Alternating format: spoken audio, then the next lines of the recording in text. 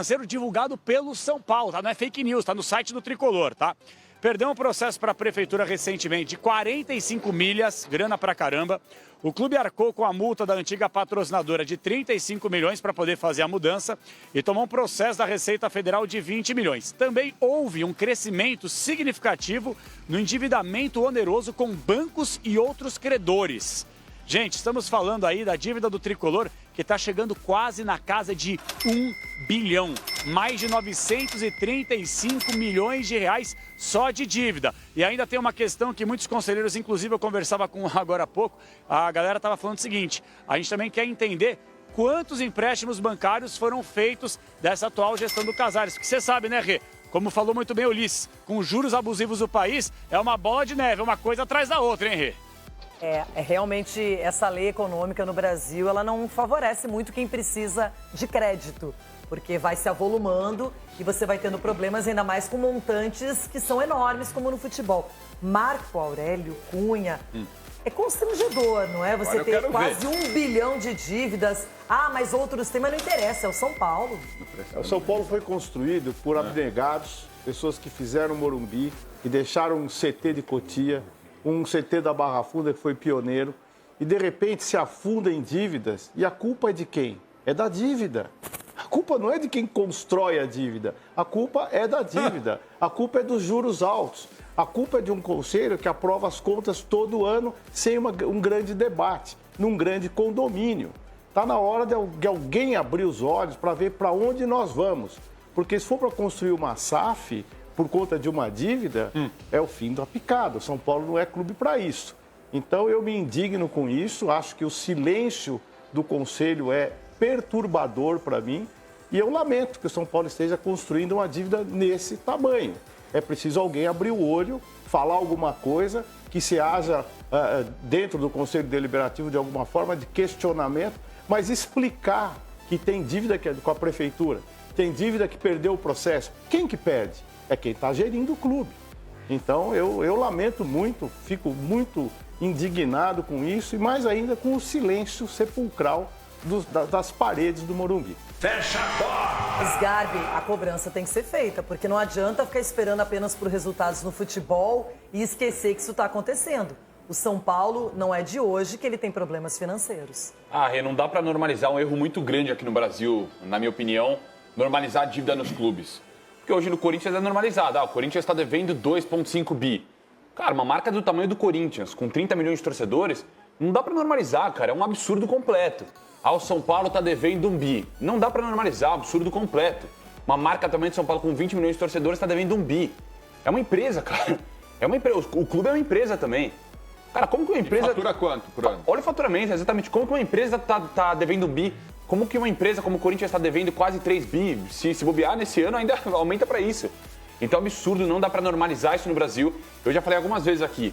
Para mim, e muitas diretorias, tá? Muitas diretorias. Mas o ser incompetente no Brasil é normalizado. É normalizado. Como foi no Corinthians? Não, só no futebol. No futebol, exatamente. Mas como foi no Corinthians? Pior é ser Não, agora é o São Paulo agora. Sim, agora é o Ronaldo, tô falando... Exatamente, tô falando das duas. Só pra lembrar, porque... É que você citou, você foi perfeito no seu comentário. Eu citei a bagunça que tá o Corinthians e o sócio precisa tomar o clube de volta. E é uma comparação com o São Paulo, que você fala de outras gestões também, que ninguém sabe onde estão os caras. Ninguém sabe onde estão os caras. Aí a gestão atual assume também e continua aumentando a dívida. Estamos esperando a gravação. Em todos os clubes é isso, em todos os clubes. Estamos esperando a gravação da Aidara até hoje. Lembra que tinha aquela conversa até hoje? Faz quantos anos já? Muito. 5, 6... Não, exato. Ele vai mostrar, e aí a pergunta... E outra coisa que eu vou falar para você, e pior de tudo isso, uma grande parte da dívida do São Paulo, sabe para quem que é? Então, o Capela falou de banco, está correto. Empresários. Empresários, jogador de futebol.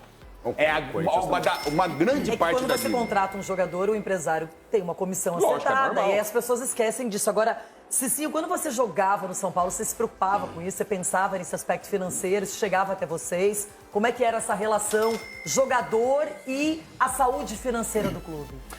Renata, o que me trouxe para o São Paulo, na verdade, além do sonho de vestir a camisa do time que eu torço, foi exatamente a imagem que o São Paulo transmitia de clube exemplar. Isso. Né? Em termos de salário, que não atrasava salário, Então isso chamou muito a minha atenção. No entanto, eu já contei em algumas entrevistas, eu cheguei no São Paulo depois de 7 meses de salário e 14 de fundo de garantia atrasado no time que eu jogava anteriormente, que era o Atlético Mineiro.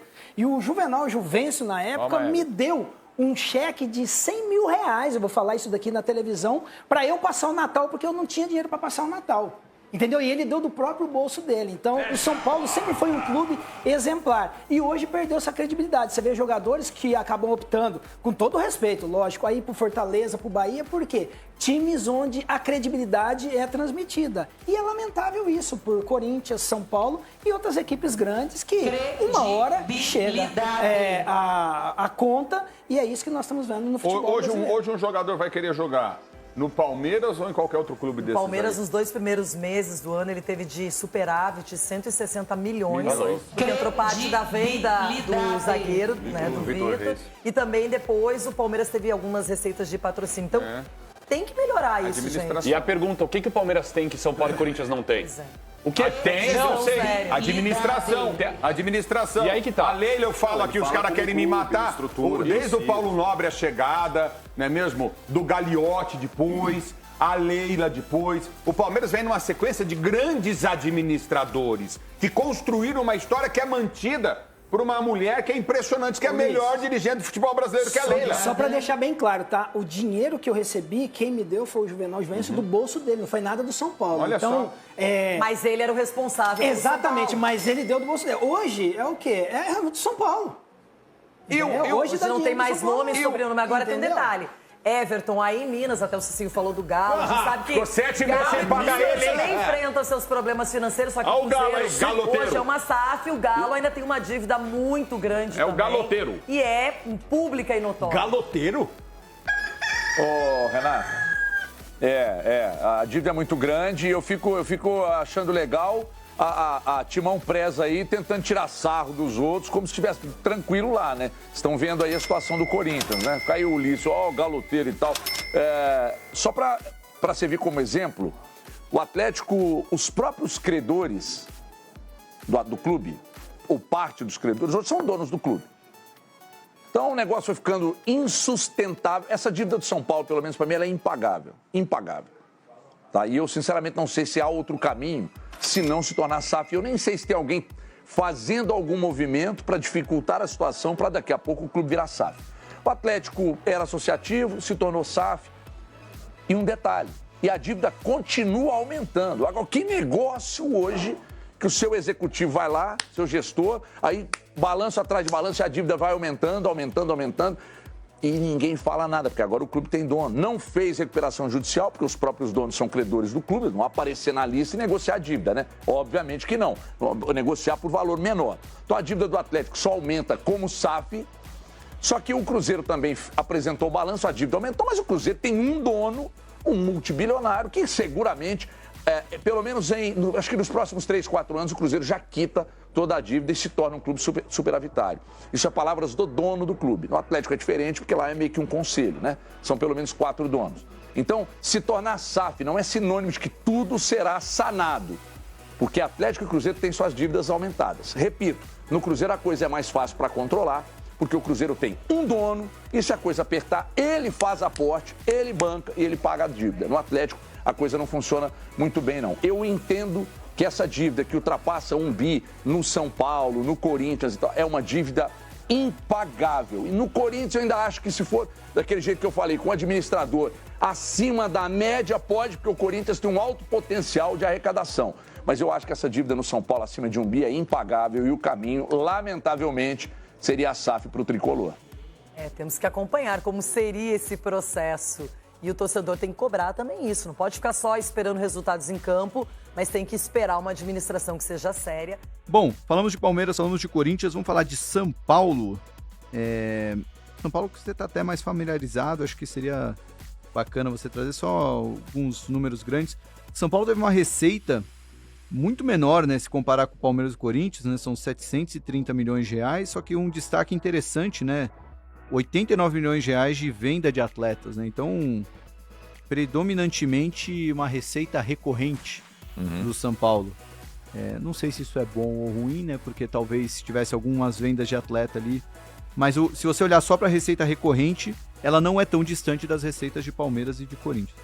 Mas o déficit foi até maior do que o do Corinthians, né? Embora a dívida do São Paulo ainda esteja abaixo de R$1 bilhão, teve um déficit de 287 milhões de reais, né? E foi uma gestão aí marcada por algumas ações emergenciais, né? Que até você poderia falar um pouquinho mais desse plano de estruturar a dívida do São Paulo, né? Enfim, mas seu diagnóstico aí sobre os números do São Paulo. O presidente Júlio Casares falou publicamente sobre isso, né? Sobre como, na visão dele, olhando os 2 mandatos dele, né? O primeiro mandato dele foi um mandato de resgatar a confiança do torcedor são paulino, de fazer o torcedor se conectar de novo com o clube, de voltar a ganhar campeonato, né? De ganhar o Campeonato Paulista, ganhar a Copa do Brasil, de baixar o preço dos ingressos, aumentar a média de público, reaproximar, né, o São Paulo do torcedor.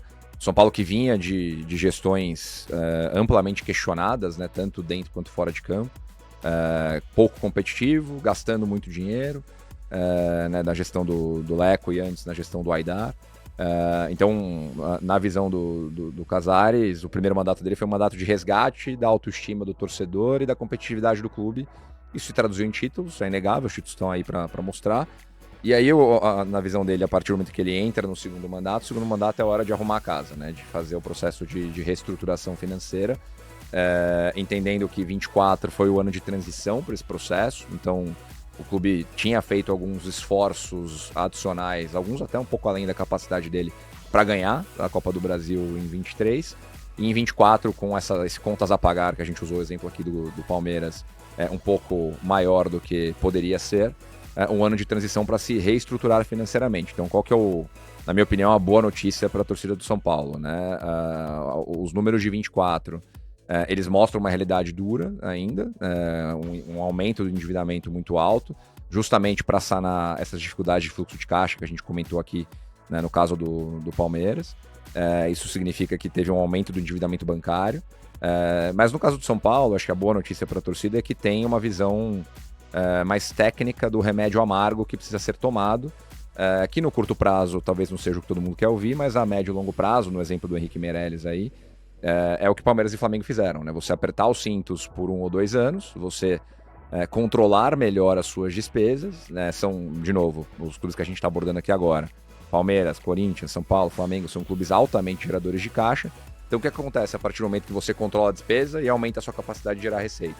Você vai sobrar mais dinheiro, né? Sobrando mais dinheiro, o que eu posso fazer? Eu posso começar a pagar as minhas dívidas para reduzir os juros que eu pago e conseguir ter mais dinheiro reinvestido na minha operação central, no futebol, que foi exatamente o que o Palmeiras fez lá no início da gestão do Paulo Nobre, depois o que o Bandeira de Melo fez lá no Flamengo também.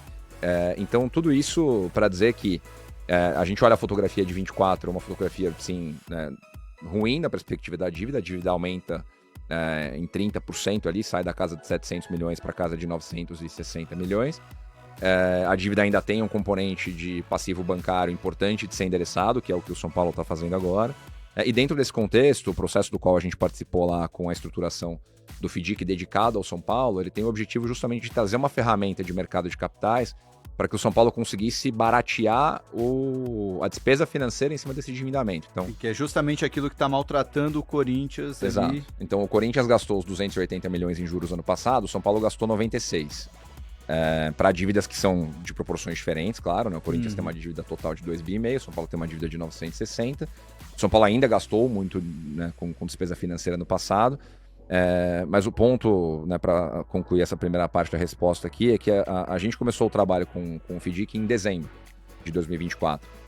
E todas as regras de governança que vieram com o FDIC, até por solicitação da própria gestão, né, do São Paulo, para conseguir trabalhar e conseguir avançar nessa pauta de governança, de controle de custos, de inserir o São Paulo de novo na vanguarda de gestão, enfim, toda essa parte de governança especificamente, que veio junto com o FDIC, ela é super importante para que o clube consiga controlar gasto esse ano e consiga reverter esse quadro, né? Então, o que eu estou querendo dizer é que a hora que sair o balanço demonstrativo do São Paulo de 2025, daqui 12 meses, ele vai mostrar um cenário melhor. Ele vai mostrar um cenário de redução de endividamento, vai mostrar um cenário de superávit, né? O São Paulo teve déficit grande no passado também. Então, o trabalho já está sendo feito, mas aqui a gente está falando de um filme e não de uma fotografia, né? A fotografia 24 ainda não é uma fotografia ideal, mas o filme que está sendo produzido agora, para que 25, quando o 25 for reportado, você tem um resultado já melhor, da mesma forma que foi o Palmeiras entre 14, 15 e 16, o Flamengo entre 14, 15 e 16. Então, a visão, né, do plano todo de reestruturação financeira do São Paulo é exatamente esse, além do fato do clube estar evoluindo na sua capacidade de geração de receita, que foi o que você trouxe aí, né? O clube fez ano passado a receita recorde dele, né? Os 730 milhões totais.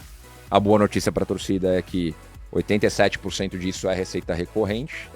A má notícia é que vendeu pouco jogador por questões de mercado, né? E questões que o clube já abordou publicamente aí, né? Não vem ao caso agora.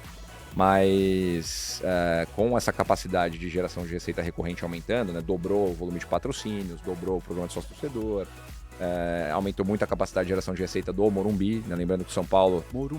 Morumbis, né, lembrando que o São Paulo, diferentemente do Palmeiras com a W Torre, né, o São Paulo não tem um sócio na operação do estádio, no estádio ainda é gerido diretamente por ele, então na relação, por exemplo, com a Live Nation, que faz shows lá dentro, a receita fica 100% pro São Paulo, não tem que dividir com uma W Torre, por exemplo, como é o caso do Palmeiras. Então o Morumbis também se tornou uma fonte relevante na geração de receita, contribuindo para esses 730 milhões aí, e a própria gestão, né, o Casares também falou sobre isso publicamente, que é aumentar muito a capacidade do Morumbi para frente. Então a perspectiva, ela é positiva e o clube vem fazendo muito esforço para conseguir ter esse controle de custo, né? Não à toa, na janela de transferência agora em janeiro de 2025, o São Paulo foi o único dos clubes da Série A que não investiu em compra de atletas, né, em direitos econômicos, né? O São Paulo trouxe atletas aí que estavam disponíveis no mercado, com negociações de mercado, como o caso do Oscar, como o caso do Wendel, que veio do Porto, o Enzo Dias, que veio do River, sendo criativo, né, do departamento de futebol de São Paulo para manter a equipe competitiva enquanto você gasta menos, né? No fim é isso. Bom, então mesmo que o São Paulo não tenha um resultado dentro de campo tão satisfatório em 2025, pode até ter, ainda tem, tá rolando nas competições, mas já abre um precedente positivo para 2026, toda essa estruturação. Financeiramente, sim. Tá.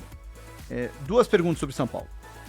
A primeira, imagina que aqui você deve já ter respondido isso várias vezes, então talvez não seja tão difícil, mas como você explicaria essa remodelagem financeira através do FIDIC para um torcedor, uma torcida organizada do São Paulo que não está muito habituado com o mundo das finanças, mas quer saber por que isso é bom? Então, pensando ali pro cidadão que não sabe o quanto que financeiramente o quão importante é isso, né? Tá olhando mais para dentro de campo, mas por que ele tem que ficar feliz com isso, mesmo que o ano de São Paulo, esportivamente falando, pode não ser o melhor de todos em 2025? Acho que o primeiro ponto, que é a análise comparativa, é olhar de fato para Palmeiras e Flamengo, onde Flamengo e Palmeiras estavam há 10 anos atrás, né? Agora mais, né? Há 12 anos atrás, e olhar o que aconteceu a partir do remédio amargo e do processo de reestruturação financeira que os dois clubes fizeram, né? Então, se você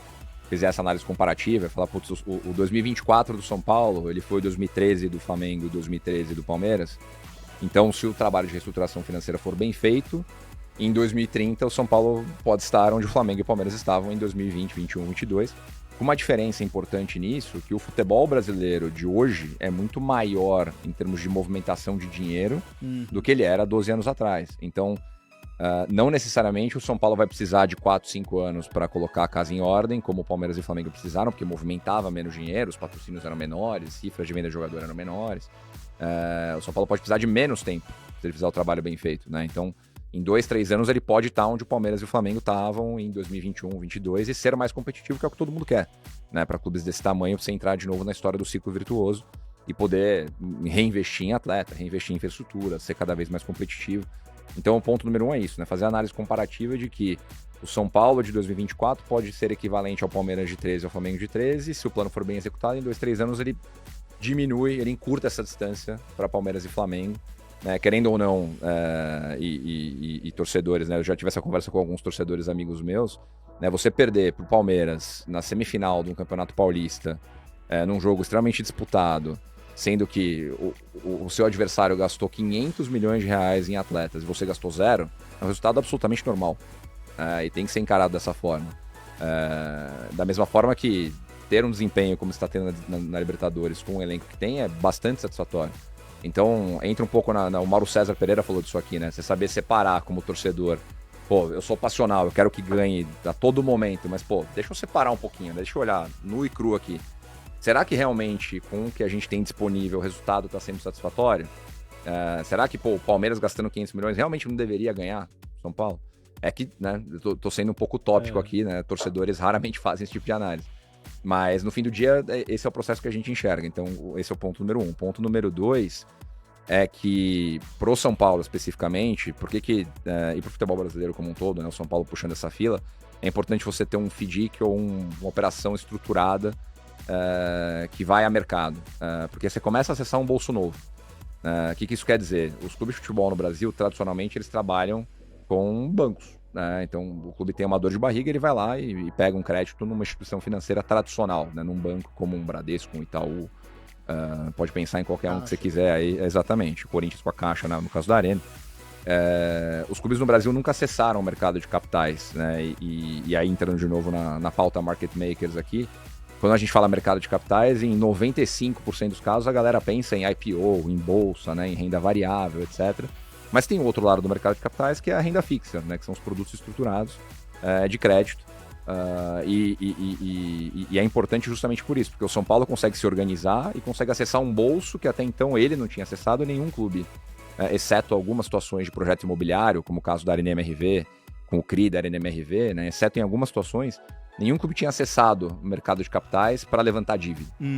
Então, de novo, o São Paulo provando que esse é um projeto viável e provando para os investidores que alocaram recursos no FDIC, ele vai ter outras possibilidades de acessar mais recursos para frente, recursos mais baratos, mais líquidos, em operações que vão beneficiar o clube no médio e longo prazo. Então, o segundo ponto bastante importante é esse. Né, você abrir uma nova linha, né, colocando aqui em termos muito simples, né, uma nova linha de crédito, entre aspas, com bolsos que você não acessava antes, criando um cenário mais competitivo, que vai beneficiar o clube invariavelmente. E o ponto número 3 é de você conseguindo passar por esse ano de 2025, onde o clube vai gastar menos, mas vai se enquadrar numa série de padrões e normas de gestão, governança, ele vai sair muito mais forte disso, como o que a gente está falando aqui desde o começo do papo, como um clube bem gerido, né, que pode voltar a estar onde ele esteve todo mundo fala 20, 25 anos atrás, quando a gente era jovem, a história do São Paulo, exemplo de gestão, investimento em infraestrutura, formação de atleta, etc.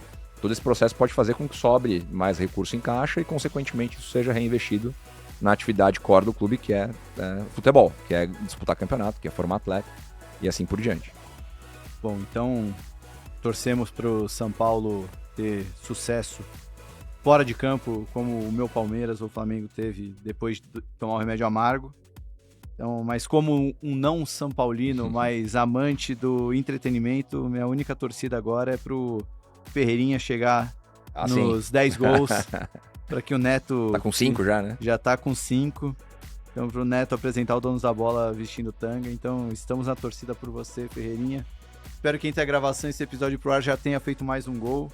Estamos torcendo por você. Marcos Vinícius, Rodrigo Miranda, Kaique Alves também, que tá toda manhã, Douglas e, enfim, a galera que tá aqui hoje. E a galera tá meio injuriada, hein, Gabriel? Porque, enfim, eu entendo que também tem a questão, né, do... que era... O time também não tá tão entrosado, essas coisas e tudo mais, né? Enfim, mas hoje a galera, pelo que eu vi nas redes sociais e tô vendo aqui no chat, a galera tá meio chateada com um jogador específico. Mas antes de puxar a questão em si, né, de quem acabou ontem deixando a gente nessa situação, vamos falar um pouco sobre, então, o que rolou na partida, Gabriel. Porque, mais uma vez, o São Paulo empata, fez até um primeiro tempo ali, aquele primeiro tempo meio modorrento, para não dizer outra coisa, e no segundo tempo a gente voltou até melhor, conseguiu jogar nos primeiros minutos muito bem contra o Fortaleza, teve a questão do ótimo lançamento pro Ferreirinha do André, pelo André, e, cara, infelizmente a gente perdeu o pênalti. E depois dali a gente acaba não conseguindo mais criar, né, um volume de jogo tão eficiente para conseguir buscar o gol. É enfim, o resultado que deixa a gente com o torcedor com o gosto, como eu falei, né, o gosto amargo, mas também ao mesmo tempo com aquela sensação de que começa a preocupar um pouco no campeonato. Queria que você falasse então suas impressões, já que você estava no estádio, o que você viu da partida, como é que você analisa o jogo, e também, além de tudo, me fala também sobre sua impressão sobre o pênalti, né, já que é o que ditou, no final das contas, o resultado da partida. Exato, Mascar. Primeiro falar um pouquinho sobre o jogo. Eu acho que o jogo é muito equilibrado. O time do Fortaleza entrou para jogar bola no Morumbi, né? Então é algo que a gente tem que sempre pontuar quando o adversário tem seus méritos também. Então entra para jogar, tentou o campo de ataque. O primeiro tempo foi muito mais dominado pela equipe do Fortaleza, mas foi o primeiro tempo feio de ver no geral, né? E o São Paulo saiu com vaias já no intervalo de jogo, vaias muito menores, é verdade, depois pós-jogo foram maiores as vaias, né? Mas já saiu com aquele clima de que o time precisava melhorar muita coisa para a segunda etapa. Aí o São Paulo volta com nenhuma alteração, mas volta com uma postura melhor, né? Então até cria uma jogada do André pro Lucas Ferreira, salvo engano, logo no começo, que o Lucas Ferreira perde um gol inacreditável, né? E aí, cara, vai entrando no jogo, começa a ter mais enfim, produção, começa a entrar mais no jogo, e aí tem o lance do Ferreirinha, que acho que é aos 15 minutos, né? Então o Ferreirinha faz uma jogada que é assim, cara, tem duas coisas pra gente pontuar nisso. A primeira coisa é que, assim, cara a cara com o goleiro, acho que o pênalti tem que ser a sua última opção, né? Então quando você tá frente a frente, né, e tá com espaço pra bater, cara, bate pro gol e faz 1-0.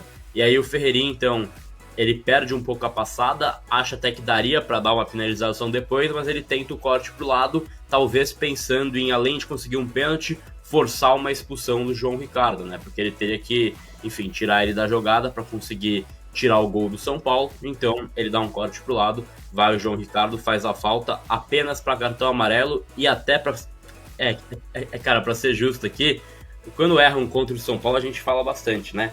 Eu tava vendo e revendo o lance, eu tenho muita dúvida quanto a esse pênalti marcado. Eu também. Viu? Acho que o João Ricardo faz um movimento bem natural, mas enfim, marcaram um pênalti pro São Paulo por ser o último homem, que tira ele do caminho do gol, então a gente até entende essa situação. Eu talvez não marcaria o pênalti, mas foi marcado o pênalti pro São Paulo. E aí, esse efeito que ele quis causar, ele deu errado em dois aspectos, né? Primeiro que ele não foi expulso, ele tomou apenas cartão amarelo, então no campo de jogo isso muda pouca coisa, né? Assim, é muito difícil tomar segundo amarelo, o goleiro, né, de uma equipe. E também tem aquela questão se eu não me engano, aquela questão da dupla punição, né? Que eu acho que também, provavelmente ele não seria expulso, né? Sim, então. Então, assim, cara, já tem esse fator que ele não conseguiu a expulsão do enfim, João Ricardo, e tem o fato que ele não consegue fazer o gol também, então ele na prática, perdeu duas chances de gol pro São Paulo, né? Uma que foi o lance em si, que ele sofre o pênalti, depois o pênalti que ele bateu de forma displicente.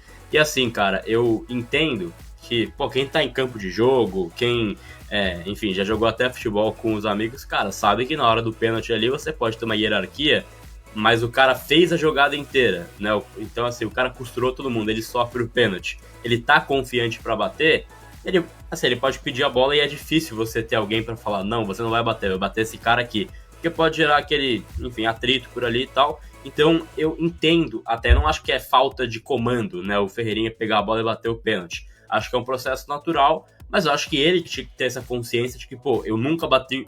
Cara, nunca bati um pênalti na minha vida, né? O Ferreirinha nunca fez um gol de pênalti.